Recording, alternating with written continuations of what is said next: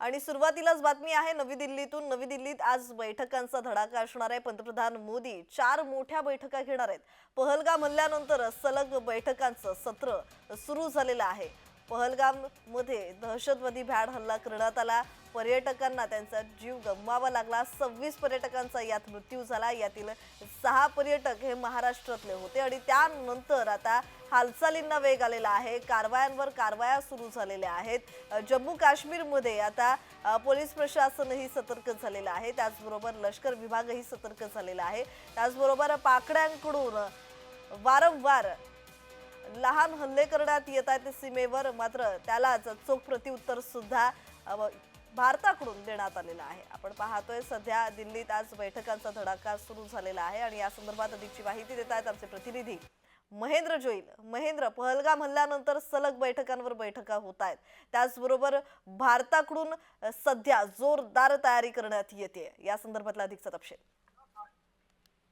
सध्या आज जे ते दिल्लीत सकाळपासूनच जे ते केंद्रीय मंत्रिमंडळाच्या जे बैठक आहे त्यांचा बैठकांचा धडाका जो पाहायला मिळतोय। पंतप्रधान नरेंद्र मोदी यांच्या अध्यक्षतेखाली होणाऱ्या आजच्या सर्व बैठकांकडे संपूर्ण देशाचं लक्ष लागलंय।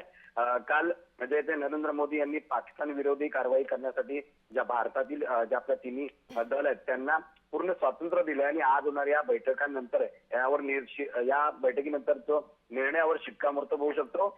सर्वप्रथम आहे ती कॅबिनेट ची सुरक्षा समितीची बैठक होणार आहे। सकाळी सीसीची बैठक असणार आहे। ही सकाळी 11 वाजता होणार आहे। पंतप्रधान नरेंद्र मोदी यांच्या अध्यक्षतेखाली ही बैठक होणार आहे। त्यानंतर पंतप्रधानांच्या अध्यक्षतेखाली सीसीपी राजकीय बाबीवरील जी कॅबिनेट समिती आहे त्यावरची एक बैठक होणार आहे। ही महत्वाची बैठक असणार आहे। तिसरी बैठक म्हणजे कॅबिनेटची बैठक होणार आहे। यामध्ये आर्थिक व्यवहार समितीची CCEA यांची असेल। त्यानंतरच त्याची शेवटी मंत्रिमंडळाची बैठक होणार आहे। पहलगाम हल्ल्यानंतर ही पहिलीच जे मंत्रिमंडळ बैठक असेल। या बैठकीत या प्रस्तावांना आणि निर्णयांना मान्यता दिली जाईल। या 4ही बैठकीनंतर पाकिस्तान विरोधी कारवाई संदर्भात एकमताने निर्णय घेतला जाऊ शकतो। जी, धन्यवाद महेंद्र, तुम्ही दिलेल्या माहितीसाठी।